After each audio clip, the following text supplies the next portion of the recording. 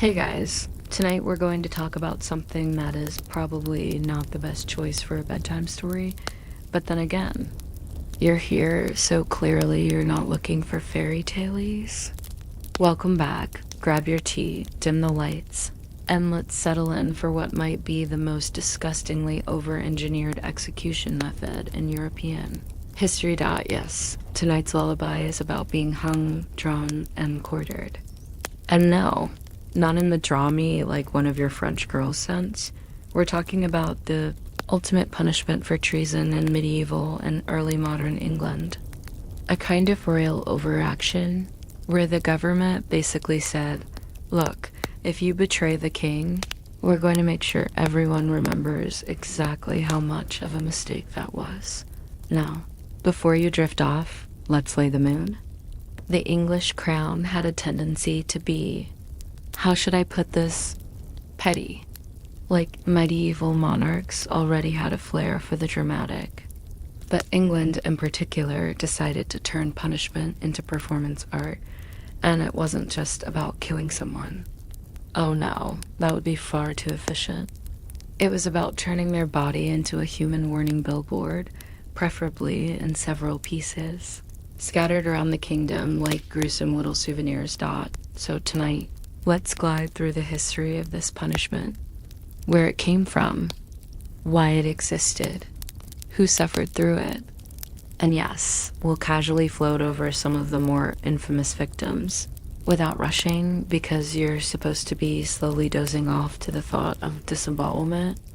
Lucky you, where it all began like most terrible ideas in medieval Europe, we can blame the Normans.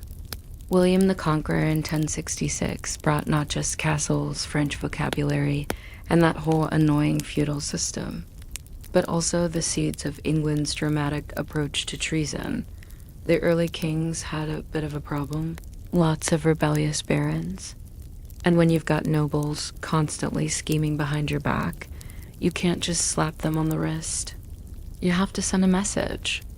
So executions became less about justice and more about intimidation. By the reign of Henry III in the 1200s, things had escalated.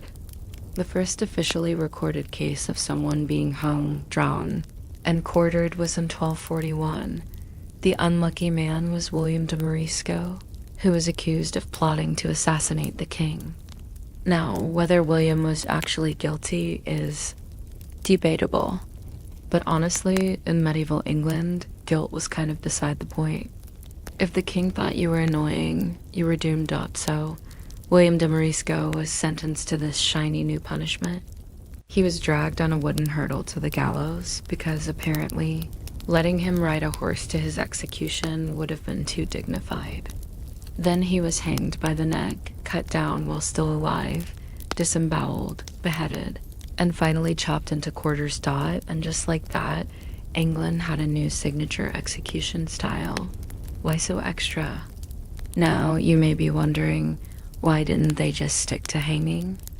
Or beheading, which was quick and fashionable for the nobility? Well, treason was considered the ultimate crime. Not just breaking the law, but betraying the crown itself. And medieval kings, being the fragile egos that they were, took betrayal very personally. To betray the king was to betray God, the kingdom, the natural order, and basically the entire universe. At least that's how they sold it to the masses. So a normal execution just wouldn't cut it. They needed a punishment that said, this is what happens if you even think about overthrowing me. It had to be spectacular, public, memorable, something so revolting that people would go home, tell their kids, and the kids would grow up terrified of treason. Generational trauma as royal policy, the ceremony of horror. Let's take a slow stroll through the steps of being hung, drawn, and quartered. Because of course the English turned this into a ritual, complete with choreography. Step 1, the drawing. Contrary to the name, this didn't involve sketching a portrait. It meant being tied to a wooden hurdle or sledge and dragged by a horse to the place of execution. Why not just let them walk? Well, walking was too dignified. Dragging was humiliating. and also ensured the condemned was battered and filthy before they even got to the gallows. Step 2, the hanging. The person was hanged by the neck, but not until death. That would have been merciful. Instead, they were cut down while still alive, choking, gasping, and usually half-conscious. Step 3, the disemboweling. This is where things went from bad to worse. The executioner would slice open the abdomen and pull out the intestines. Sometimes they'd burn them in front of the victim just for that extra flair of cruelty. Because why not double down? Step 4, the beheading. After the intestine situation, death usually came quickly. Heads were chopped off, though sometimes not cleanly, depending on the executioner's skill. Step 5, the quartering. The body was chopped into 4 parts, usually arms and legs. The head and quarters were then sent on tour around the kingdom, displayed on city gates or spikes as a reminder. See what happens when you mess with the crown. And there you have it. A 5-step process of maximum humiliation designed not just to kill someone, but to erase them as a human being. The crowd's role now, public executions were the medieval version of Netflix. People loved them. Families would pack lunches and make a day of it. So the punishment had to be theatrical. The executioner wasn't just a killer. He was a performer, giving the people a grisly show while reinforcing royal authority. And of course, not everyone in the crowd was horrified. Some were thrilled. Others cheered. Kids probably played pretend execution later in the village square. Because children are terrifying God in a way, this punishment wasn't just about the victim. It was about the audience. It was state-sponsored performance art, with blood and entrails instead of costumes. A few famous victims before we drift into the next part. Let's casually mention some of the more notable people who suffered this fate. William Wallace, yes. Braveheart himself was famously hung, drawn, and quartered in 1305 for leading the Scottish resistance against Edward I. The movie conveniently leaves out just how grotesque his execution was. Mel Gibson decided to tone that bit down, which tells you something. Then there was Thomas Culpeper and Francis Derham, lovers of Queen Catherine Howard, who both met this grisly end in 1541 after being caught up in Henry VIII's court scandals. And in 1606, after the gunpowder plot failed, Guy Fawkes and his co-conspirators faced the same fate. You know, the guy we all burn in effigy every year on November 5th. The English basically turned a man's disemboweled body into a yearly holiday. Tradition, charming, and that's where we'll leave. Part 1. We've gently floated through the origins, the reasoning, the process, and some early victims of being hung, drawn, and QUARTERED dot in the next section. We'll glide over into how this punishment became the go-to sentence for treason in England, how it evolved over the centuries, and the surprisingly long time it stuck around. Spoiler, longer than you probably think, so take a breath, relax, and let's drift into part 2. So let's float gently onward. We've set the scene. England has invented its most theatrical punishment, and everyone's impressed, horrified, or both. But you may be wondering, did they really use this often? Or was it more like a once-in-a-decade spectacle reserved for the most dramatic betrayals?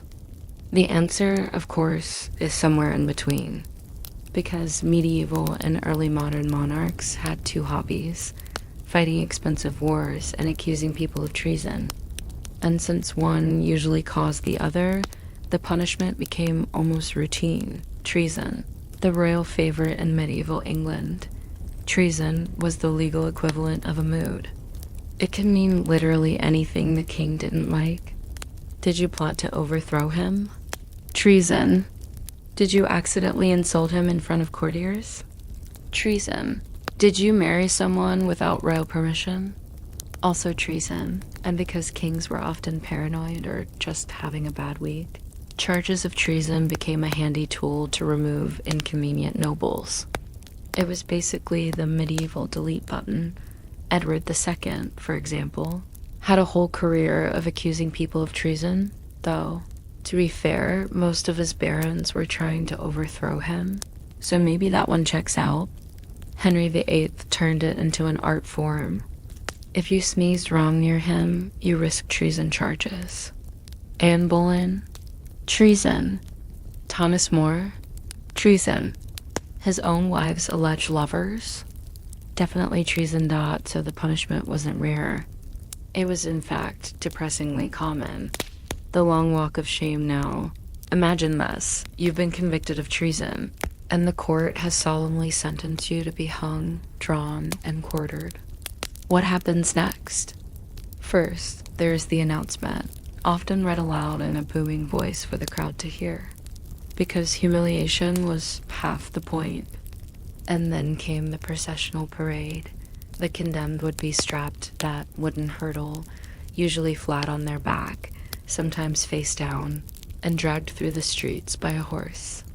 The route was often deliberately long, winding through busy markets and squares, so as many people as possible could gawk dot by the time they reached the scaffold. The victim was already battered, bruised, and exhausted. And keep in mind, they were usually wearing nothing but a thin shift or shirt, because heaven forbid someone die with dignity.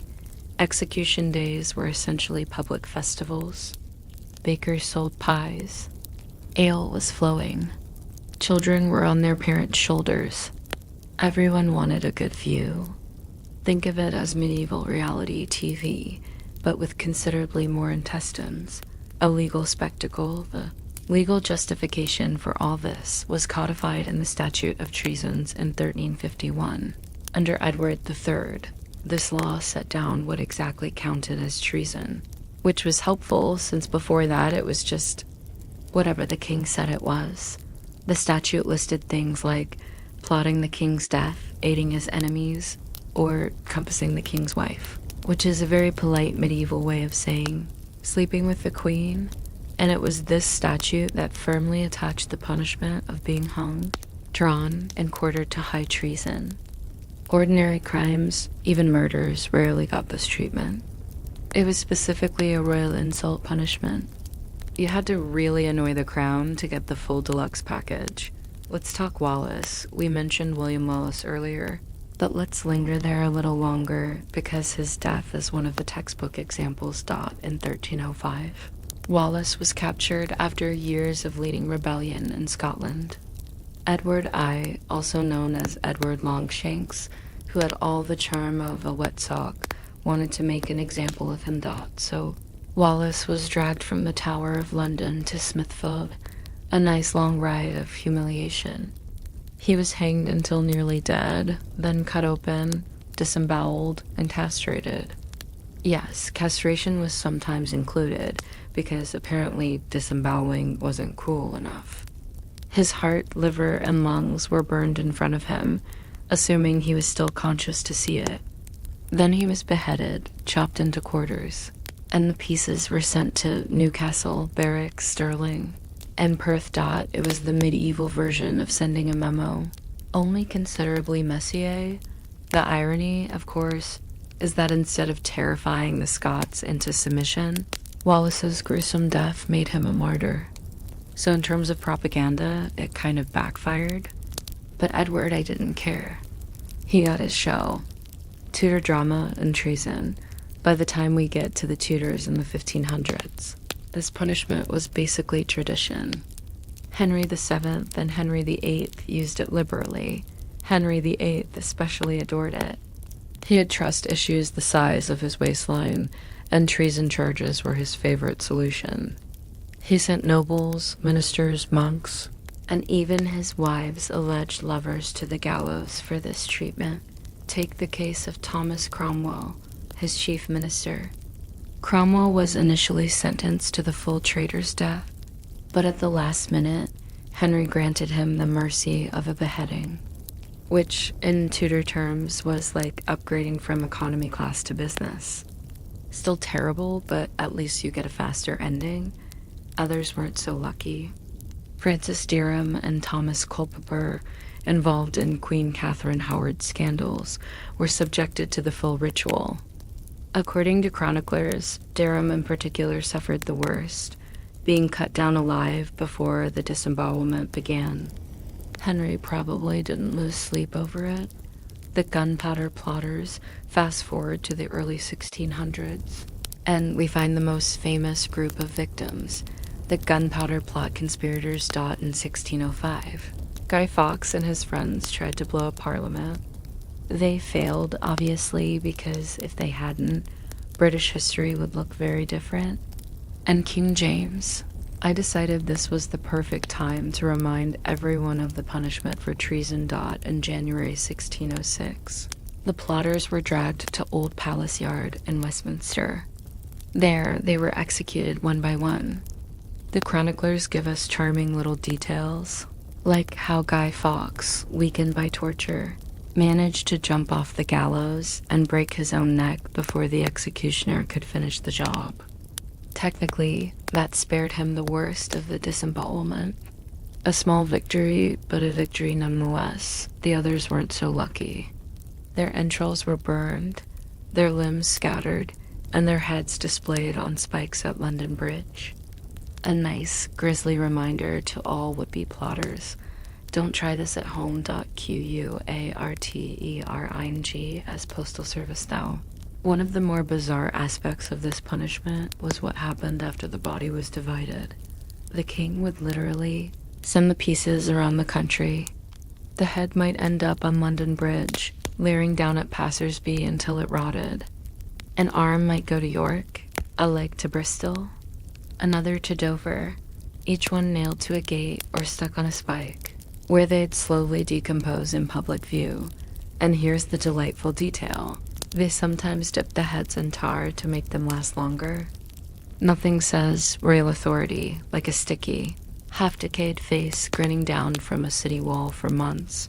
People grew so accustomed to this that travelers wrote about it casually. Like, oh yes, I passed through London today. The weather was dreary, and Thomas More's head is still up there, looking worse for wear. Just another part of the landscape. The odd case of mercy despite its horrors. Sometimes people were spared the worst of it. Nobles, in particular, could be granted the favor of a clean beheading instead. The theory was that noble blood was too valuable to be spilled in such a grotesque manner. Thomas More, for instance, was convicted of treason under Henry VIII, but only beheaded. Anne Boleyn too, since technically she was convicted of treason against the king. So yes, there was a class system even in death. Occasionally, the executioner himself took pity, tightening the noose or pulling hard to ensure the victim was dead before the cutting began. That was the exception, not the rule. A performance that stuck around. You might assume this punishment faded out quickly once people realized it was a bit over the top. But no, England held on to it for centuries. Even as late as the 1700s, men convicted of treason, especially Jacobite rebels, were still being sentenced to this. By then, the ritual was often shortened. The victim would be hanged until dead and only then cut up. Still gruesome, but slightly less interactive.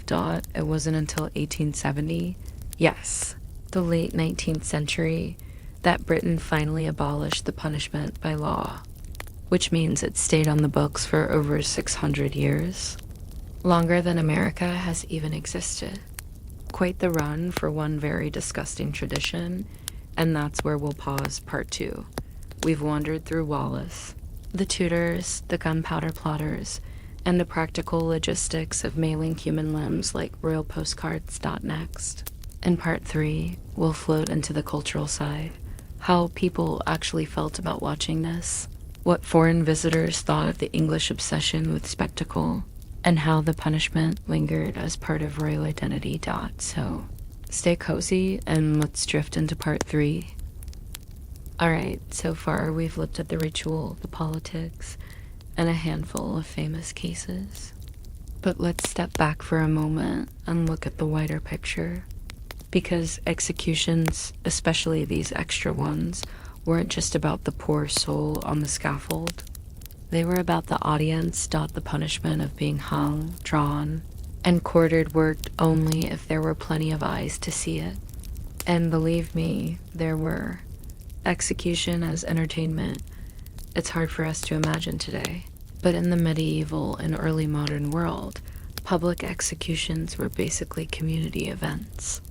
There was no Netflix, no TikTok, no true crime podcasts, unless you count the town crier reading the charges out loud. So people flocked to the spectacle. Mothers brought their children. Merchants set up stalls. Alehouses did booming business. If you lived in London and someone important was going to be executed at Tower Hill or Tyburn, you didn't want to miss it, and treason executions were the top tier of the genre. Ordinary hangings were routine, a dime a dozen, the background noise of justice. But a traitor's death? That was special. That was like a season finale dot, so when someone was sentenced to be hung, drawn, and quartered, the city buzzed with anticipation. How do people feel about it? The reactions, according to the chronicles, were mixed. On one hand, plenty of people cheered. For loyal subjects, watching a traitor be ripped apart was like catharsis. A reassurance that the king was still in charge, still smiting enemies, still keeping the cosmic order intact. On the other hand, there are plenty of accounts of people being horrified. Foreigners especially tended to find the whole thing barbaric. And some English spectators too, particularly in later centuries, felt uneasy. There are stories of onlookers fainting, vomiting, or quietly slipping away once the knives came out. But of course, nobody admitted that too loudly. You didn't want to sound like you were sympathizing with a traitor. That was dangerous ground. The role of fear. The crown wasn't aiming for applause. They were aiming for fear. And fear works best when it's public. The whole point was to take one traitor and turn him into a cautionary tale for thousands. Imagine you're a disgruntled noble sitting at home plotting rebellion. You hear that your friend's head is on London Bridge, glaring down at barges on the Thames. Suddenly, your ambitions don't seem so tempting. The punishment was propaganda in flesh and blood. It turned the king's enemies into grotesque signposts, literal reminders of royal power, nailed above city gates where everyone could see them. London Bridge, the gallery of heads. And speaking of signposts, let's pause at London Bridge. Because if there was ever a sight that embodied this punishment, it was that bridge. For centuries, the heads of traitors were displayed there, stuck on iron spikes along the gatehouse. Imagine crossing the Thames and being greeted by a row of tarred, decaying faces, hair matted, eyes long gone, features shriveled by weather. A permanent horror show, free admission. Travelers wrote about it constantly. It was one of London's most famous sights. Like Big Ben, but grosser. One account from the 1500s describes more than 30 heads lined up at once. Some freshly cut, some months old, some reduced to skulls. Birds feasted on them, rain soaked them, sun baked them. And yet, people walked past every day like it was just part of the scenery. For Londoners, it wasn't shocking. It was normal. That in itself might be the darkest detail of all. What foreigners thought visitors from abroad were often horrified. The French and Italians, for instance, thought the English went way too far with their punishments. Many European states used torture or gruesome methods now and then, but the consistency of England's obsession with disembowelment really stood out. One 16th century Italian traveler remarked that the English seemed delighted with the sight of blood. Another French visitor noted how casually locals pointed out heads on spikes, as if showing off landmarks. Yes, that's Sir Thomas. He was up there last month. It gave England a reputation for cruelty, which the Tudors didn't mind at all. If anything, it fed into their brand. Foreigners went home talking about how terrifying the English king was, which suited Henry VIII perfectly. Nothing says, "Don't mess with me," like a head collection. The executioner as performer, we should also spare a thought for the executioners themselves. This was not a job for the faint of heart. Executioners had to be part butcher, part surgeon, part actor. They worked in front of huge crowds, and their reputations depended on putting on a good show. A sloppy cut could cause boos. A clean, dramatic gesture could earn applause.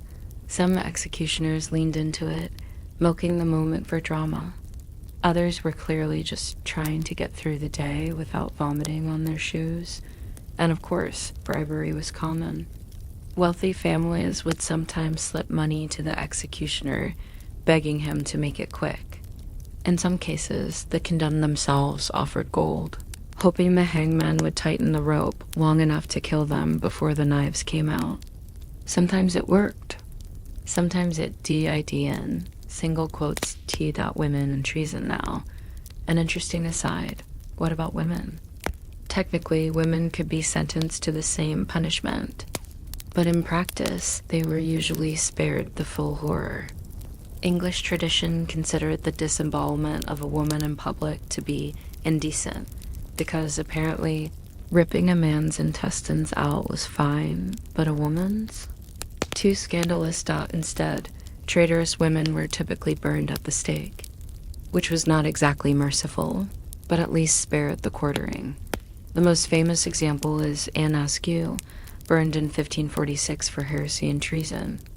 Catherine Howard, Henry VIII's unlucky fifth wife, was beheaded rather than quartered. The gender double standard in execution was alive and well dot, the emotional toll. It's easy to focus on the gore, but think about the psychological side for a moment. Imagine being condemned, knowing exactly what awaited you. People had weeks, sometimes months, to anticipate it. Prisoners in the Tower of London often wrote letters to their families, saying goodbye, making peace with God, and, in many cases, dreading the humiliation more than the pain, because that's what this punishment really was, humiliation. It wasn't just about death. It was about stripping a person of their humanity, reducing them to scraps on a butcher's block, then scattering their remains as if to erase them from history. Of course, ironically, many of these victims are remembered precisely because of the gruesome spectacle. Wallace, Moore, Fox, their names live on. The punishment was supposed to silence them, but in a strange way, it made them immortal. The long goodbye. So, what happened after the show? Once the crowd dispersed and the body parts were nailed up across the kingdom, life went on. Markets reopened.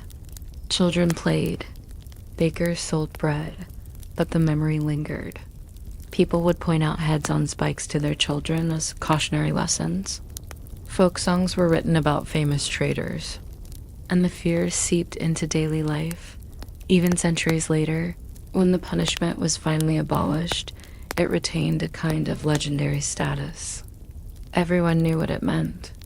Everyone could picture it. The phrase hung, drawn, and quartered became shorthand for ultimate betrayal and ultimate punishment.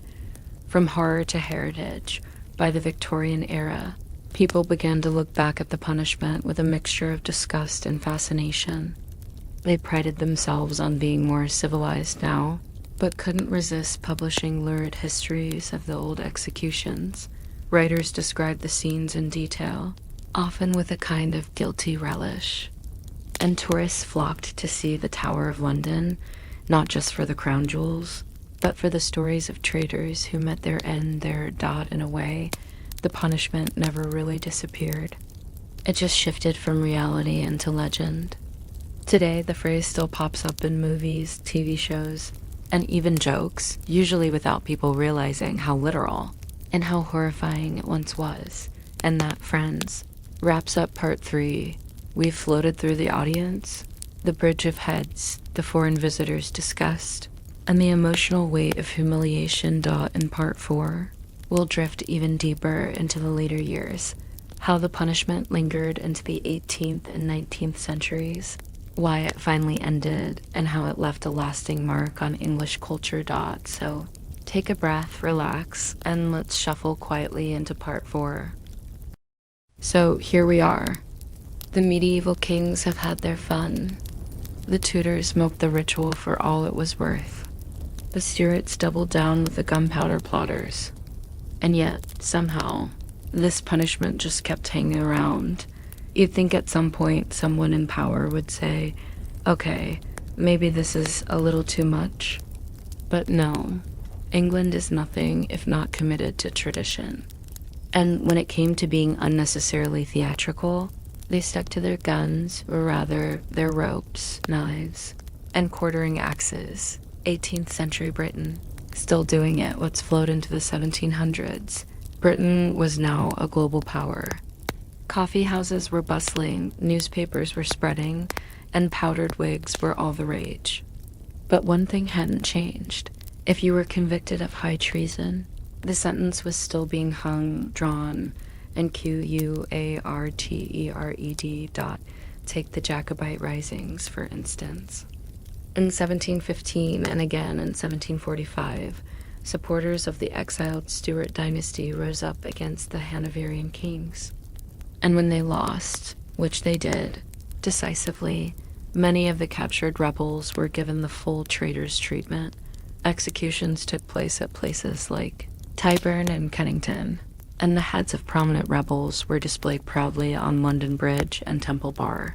Imagine walking through the heart of 18th century London, elegant carriages rolling past, fashionable ladies in hoop skirts, gentlemen with snuff boxes, and overhead, a row of decomposing Jacobite heads. The clash of refinement and brutality was almost comical, and people still went to watch. Execution days drew thousands. Newspapers reported the grisly details. Pamphlets circulated describing the condemned men's speeches from the scaffold. In some ways, the punishment was as much about printing ink as it was about entrails, a slightly softer version that said, by the 1700s, there was a quiet trend toward, let's call it moderation. Often, the condemned were hanged until dead, before the disemboweling and quartering took place. Now, technically, the law still required the victim to be alive when the drawing out of entrails occurred. But in practice, executioners sometimes made sure the rope did its job properly first. It was a kind of unofficial mercy, especially when the condemned was a noble or someone with influential friends. So, while the punishment was still disgustingly gruesome, it wasn't always carried out in the full medieval style. The ritual was evolving, but very, very slowly. The case of Francis Townley, let's pause on one example. Francis Townley, executed in 1746 after the failure of the Jacobite 45. Townley was hanged, drawn, and quartered at Kennington. His head was displayed on Temple Bar, one of the grand gateways to London. According to reports, it remained there for over 30 years, weathering storms, bleaching in the sun until finally removed in the late 1770s. 30 years. Imagine being a Londoner in 1770, heading out for a stroll, and casually glancing up to see the shriveled head of a Jacobite rebel who had been dead since your childhood. It was history, quite literally, hanging over your head. Foreign reactions? Again, by this point, foreigners were even more horrified than before. France, for all its revolutionary guillotining, found England's lingering devotion to quartering quaintly barbaric. Voltaire, ever the critic, mocked the English for clinging to such outdated brutality while priding themselves on liberty and law. Travelers described the punishments in their diaries with a mix of fascination and disgust. One German visitor in the mid-1700s noted how bizarre it was that such a wealthy, polite nation still displayed rotting body parts above its capital's main streets. He wasn't wrong. The last gasps. The real turning point came in the late 18th and early 19th centuries. By then, attitudes toward punishment were shifting. Enlightenment thinkers argued that justice should be less about spectacle and more about, well, not traumatizing half the city. The last full-scale executions by hanging, drawing, and quartering took place in the late 1700s. After that, the sentence was still pronounced in court. Judges went through the motions because tradition, but in practice, it was usually commuted to simple hanging or beheading. For example, in 1803, Colonel Edward Marcus Despard was convicted of plotting to assassinate George III. He was sentenced, formally to be hung, drawn, and quartered. But in reality, he was hanged until dead, and then posthumously beheaded. No intestines burned, no body parts mailed across Britain. Just a toned-down version like an execution on a budget dot. By the early 19th century, the punishment was a legal ghost. Still in the books, but rarely acted out in full. The abolition, and finally, in 1870, Parliament officially abolished it. That's right, 1870. The same year Charles Dickens was publishing novels. The same era when railways were crisscrossing Britain and telegraphs were shrinking the world. The law still technically allowed a medieval 5-step gore fest for traitors. The Forfeiture Act of 1870 tidied things up, quietly erasing centuries of blood-soaked tradition. From then on, the maximum penalty for treason was simple hanging, which is still pretty final, but compared to being disemboweled and chopped into quarters, it's practically merciful. Why did it last so long? It's tempting to ask, why did this bizarre, over-the-top punishment cling on for 6 centuries? Partly, it was the symbolism. Treason was always treated as worse than murder, worse than any other crime, because it was an attack on the very heart of the state. And the punishment reflected that. But partly, it was just inertia. English law loved tradition. Once a ritual was established, it was incredibly hard to get rid of it. Even when nobody really wanted to keep disemboweling people alive, the idea of abolishing the option felt radical. So it lingered like an unwanted guest at the feast of justice. And of course, there was that English streak of theatrical cruelty, the sense that punishment should not just kill, but humiliate, terrify, and leave a permanent scar on the public imagination. The lingering phrase, even after abolition, the phrase hung, drawn, and quartered stuck around. Today, it's often used metaphorically to mean being harshly criticized or punished. People toss it around casually, forgetting that it once involved actual entrails on fire. The words still carry weight, though. They're instantly recognizable, shorthand for the ultimate fate. Even in the 21st century, the punishment has a kind of grim immortality.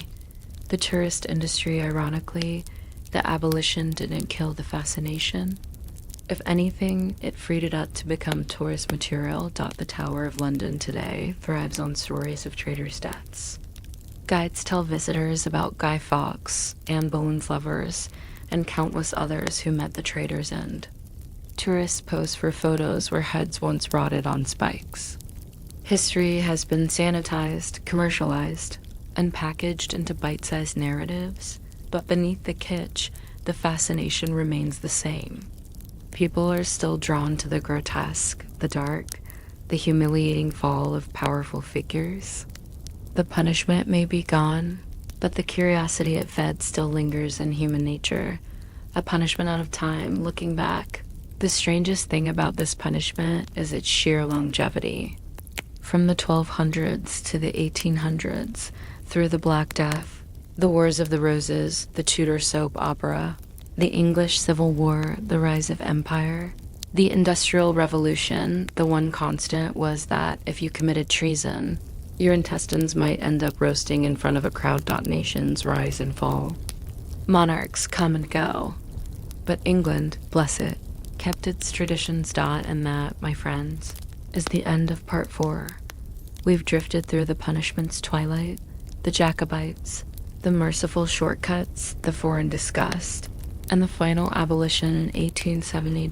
In part 5, we'll glide one last time into the legacy, how this punishment shaped English identity, what it tells us about monarchy and power, and why, even today, it still fascinates us enough to whisper about at bedtime. So exhale, relax, and let's drift slowly into part 5. So we've drifted from the first medieval trials, through the Tudor spectacle, across the Stuart rebellions, and into the slow fade of the 18th and 19th centuries. By now, the punishment itself is long gone, legally buried in 1870, remembered today mostly as a grim turn of phrase, but the legacy, well, that lingers. It's tucked into the way we talk about punishment, the way we imagine medieval cruelty, and even the way we treat history itself as a kind of dark bedtime story. Symbolism over substance at its heart. Hanging, drawing, and quartering was never just about killing people. If that had been the goal, a quick noose or an axe would have done the job far more efficiently. Instead, this was about symbolism. Each stage was a performance. The dragging showed the traitor's fall from dignity. The hanging symbolized rejection from society. The disemboweling and burning. The severing of loyalty to king and country. The beheading and quartering. The literal breaking apart of the subject who had broken apart the kingdoms. Trust thought it was political theater at its most grotesque. And like all theater, it left a long afterlife in memory. The psychology of fear won. Reason the punishment endured for centuries was its psychological power. Seeing a noble or rebel physically reduced to pieces was a visceral reminder. Loyalty was non-negotiable. Think about it. The average medieval villager didn't have a newspaper, didn't see parliamentary debates, didn't vote. What they did see were heads rotting on spikes as they crossed the bridge into town. That was politics, served up as public horror. It worked. For centuries, the mere threat of being hung, drawn, and quartered was enough to make potential rebels think twice. Whether it actually deterred treason is another question, but as state propaganda, it was brutally effective. The traitors' head as landmark Londoners got so used to severed heads that they became part of the urban landscape. Meeting someone at Temple Bar might casually involve walking past the shriveled remains of a famous rebel. Tourists in the 1700s noted how citizens barely blinked at the sight anymore. It's strange that the display of traitors' heads became almost a civic symbol, a reminder that the city was protected, the king was secure, and justice was always visible. Even when the practice faded, the memory stuck. Today, the image of a head on a spike remains shorthand in popular culture for treason and betrayal. Reflection of monarchy itself. Here's the deeper irony. The punishment mirrored the monarchy it was meant to protect. Just as kings and queens wrapped themselves in pageantry, robes, and rituals, so too did the justice system. The crown wasn't content with a simple execution. It needed something drenched in ceremony, symbolism, and spectacle. In a way, to study this punishment is to study monarchy itself. Extravagant, theatrical, obsessed with loyalty, and often a little out of touch with reality. The long cultural echo even after abolition, the punishment left fingerprints everywhere. In literature, Shakespeare made reference to traitors' dismembered bodies because his audience knew exactly what that meant. In law, the ritual stuck stubbornly on the books for decades, showing just how hard it was for tradition to die. In language, we still say someone was drawn and quartered to mean they were harshly criticized or humiliated. It has slipped into metaphors so completely that most people forget the bloody details.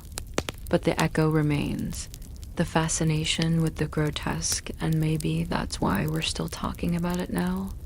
Humans have always been fascinated by the grotesque, the dark, the things we claim to despise but can't stop staring at. There's a reason tourists still flock to the Tower of London. There's a reason guidebooks still mention Guy Fawkes' entrails or William Wallace's quarters. Deep down, history's cruelties are both revolting and magnetic. It's the same reason true crime podcasts are popular. or why people read about disasters while sipping coffee. We're curious about the worst because it feels safely distant. The punishment of traitors is long gone, but safe in hindsight. It becomes a bedtime story. A dark lullaby. The final fade by the late 1800s. Britain was too modern, too industrial, too respectable to keep burning intestines in public squares. The old punishment belonged to another age.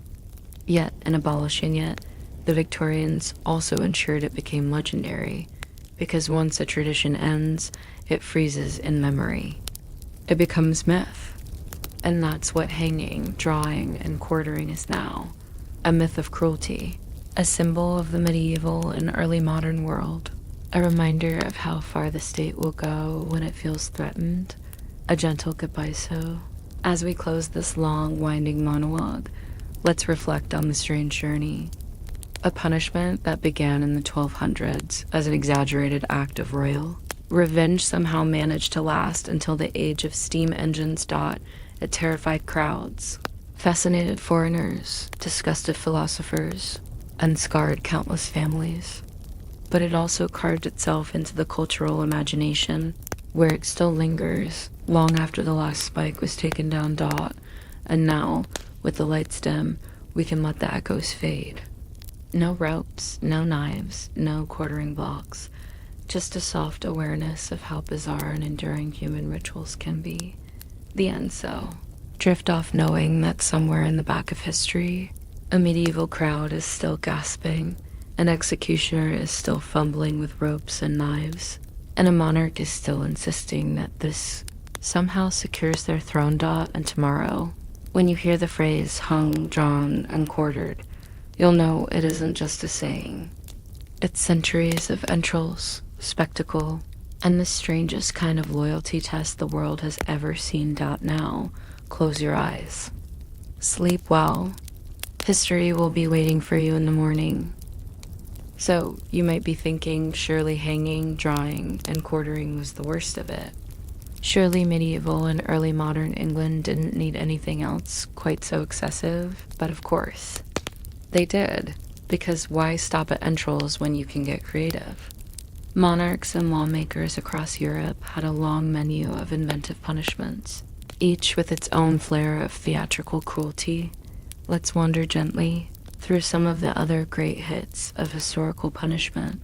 Burning at the stake. We'll start with an old favorite. Burning. This was often the punishment for heresy, witchcraft, and sometimes treason if the monarch was feeling especially spicy. The symbolism here was simple: cleansing by fire. Your body and soul went up in smoke, supposedly leaving nothing but a lesson for everyone else watching. It was public. It was slow, and it was terrifying. In England, women convicted of treason were typically burned rather than quartered. The logic was that exposing a woman's dismembered body in public would be immodest, but setting her on fire in front of a crowd was apparently fine. Medieval chivalry at its finest. Anne Askew, for example, was burned in 1546 for her Protestant beliefs. She was tortured beforehand, stretched on the rack so severely she could barely stand, and then tied to a chair at the stake. Imagine the scene: a young woman, noble by birth, reduced to ash in the name of religious conformity. It's dark, it's tragic, and yet it was standard policy. Boiling alive, yes, that was a thing. For a brief period in the 1500s, Henry VIII introduced boiling alive as a punishment for poisoners. Why poisoners specifically?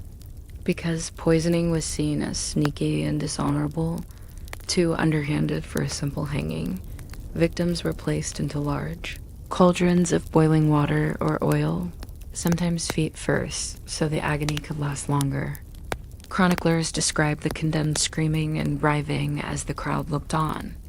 It was theater, just of the bubbling variety. Luckily, this punishment didn't last long. Even by Tudor standards, it was a bit too much. But the fact that it happened at all tells you everything about the era's imagination. Pressing, peine forte et dure.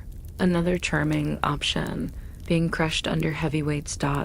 this was technically used not as an execution method, but as a way to force defendants to enter a plea in court.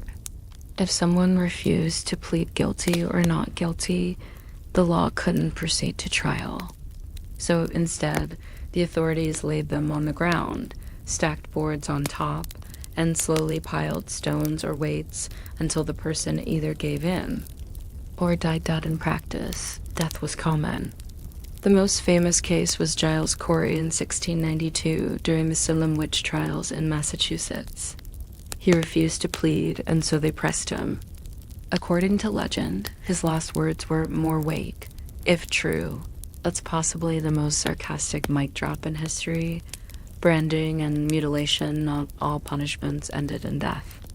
Some were more about leaving a permanent mark. Literally, thieves might have an ear cut off, or be branded on the hand with a hot iron. Vagabonds could be whipped and scarred as a warning to others. Sometimes noses were slit or tongues pierced. Depending on the crime it was social punishment as much as physical. Imagine walking through town and instantly being recognized as a criminal because of the scar on your face. It was the medieval version of a criminal record, except everyone could see it. The rack and other tortures, and of course, no tour of dark history would be complete without the rack. This device stretched the body slowly, dislocating joints, tearing muscles, and leaving victims permanently crippled, if they survived at all. It wasn't technically an execution method, but torture often blurred into death. There were other delightful inventions too. Thumbscrews, iron maidens, though those may be more legend than reality, and the scavenger's daughter, a device that compressed the body instead of stretching it.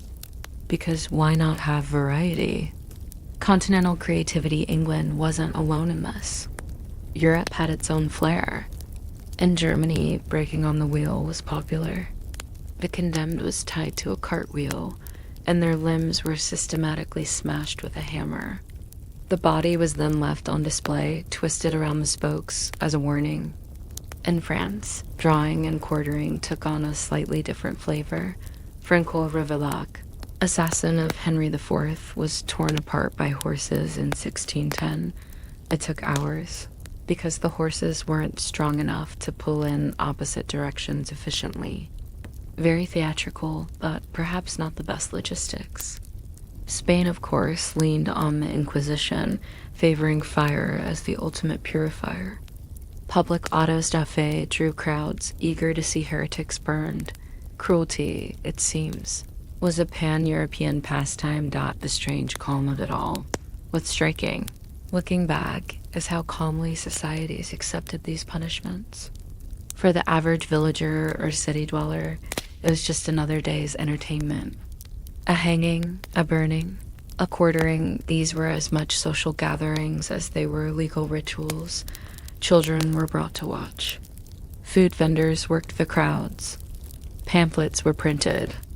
There was no sense that this was too much. It was just life dressed up in smoke, screams, and spectacle. Why talk about these? Because they remind us that hanging, drawing, and quartering wasn't an isolated horror.